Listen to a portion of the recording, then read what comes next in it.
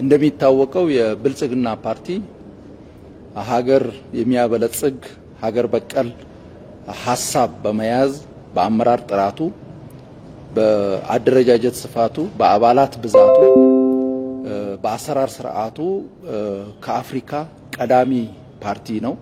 በሁሉም መመዘኛ ሲታይ ብልጽግና ፓርቲ በአፍሪካ ቀዳሚው ፓርቲ ነው። በዓለም አቀፍ ደረጃ ደግሞ ግዙፍ ከሆኑ ትላልቅ ከሆኑ ፓርቲዎች አንዱ ነው። ለኢትዮጵያ የሚመጥን ራዕይ በመያዝ በኢትዮጵያ ሁለንተናዊ ብልጽግና የማረጋገጥ ራዕይ አለው። በሁሉም ዘርፎች የተሳካ ጉዞ እያደረገ ያለ ፓርቲ ነው።